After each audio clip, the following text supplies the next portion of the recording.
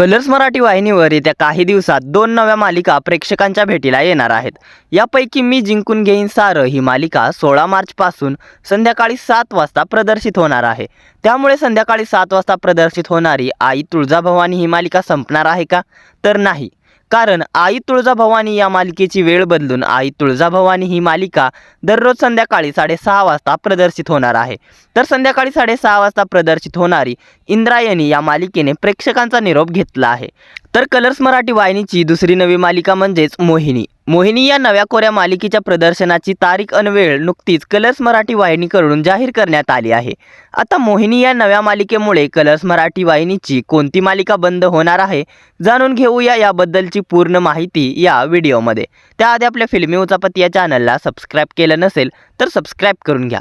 चला तर मग पाहूया कलर्स मराठी वाहिनीची कोणती मालिका बंद होणार आहे आणि मोहिनी ही मालिका किती तारखेपासून कोणत्या वेळेत प्रदर्शित होणार आहे। स्वाभिमान आणि अहंकाराच्या या लढाईत नेमकं कोण जिंकणार? मोहिनी की आर.के. हा अनोखा संघर्ष या मालिकेतून प्रेक्षकांना पाहायला मिळणार आहे। मोहिनी मालिका कलर्स हिंदीवर गाजलेल्या मधुबाला एक इश्क एक जुनून या मालिकेचा रिमेक असल्याचं कमेंट्समध्ये अनेक नेटकऱ्यांनी म्हटलं आहे। मधुबाला एक इश्क एक जुनून ही मालिका 2012 मध्ये प्रसारित केली होती।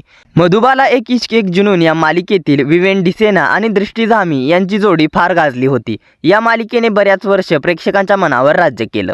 मधुबाला या सिरियलला प्रेक्षकांचं भरभरून प्रेम मिळालं। आता याचा रिमेक प्रेक्षकांना मोहिनीच्या रूपात कलर्स मराठीवर पाहता येणार आहे।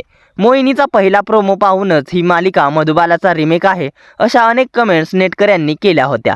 आता या मोहिनीला प्रेक्षकांचा कसा प्रतिसाद मिळणार हे पाहणे रंजक ठरणार आहे।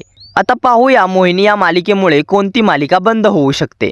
मोहिनी मालिका 23 मार्चपासून संध्याकाळी 7:30 वाजता प्रसारित केली जाईल। या स्लॉटला सध्या जय जय स्वामी समर्थ ही मालिका प्रक्षेपित केली जाते। जय जय स्वामी समर्थ या मालिकेमध्ये सध्या महानिर्वाणाचा भावपूर्ण अध्याय दाखवला जात आहे। त्यामुळे लवकरच ही मालिका प्रेक्षकांचा निरोप घेईल असं म्हटलं जात आहे। मात्र अद्याप याबाबत कलर्स मराठी वाहिनीने कोणतीही अपडेट शेअर केली नाही। फक्त मोहिनी ही मालिका संध्याकाळी 7:30 वाजता प्रसारित होईल हे अधिकृतरित्या जाहीर झाले आहे। त्यामुळे जय जय स्वामी समर्थ ही मालिका बंद होणार आहे का हे अद्याप अधिकृतरित्या समोर आले नाही। जर जय जय स्वामी समर्थ ही मालिका बंद होणार नसेल तर जय जय स्वामी समर्थ या मालिकेची देखील वेळ बदलू शकते। दरम्यान हे आता येणाऱ्या दिवसात स्पष्ट होईल। दरम्यान आता मोहिनी मालिकेत एक फ्रेश जोडी झळकणार आहे। लोकप्रिय अभिनेत्री अनघा ठाकूर यामध्ये मुख्य नायिकेची भूमिका साकारणार आहे। तर अनघाच्या सोबतीला या मालिकेत मुख्य भूमिका साकारणार आहे लोकप्रिय अभिनेता समीर परांजपे। समीर परांजपे हा सुरुवातीला गोट या मालिकेत झळकला होता। त्यानंतर समीरने कलर्स मराठी वाहिनीच्या सुंदरा मनामध्ये भरली या मालिकेतून घराघरात ओळख मिळवली।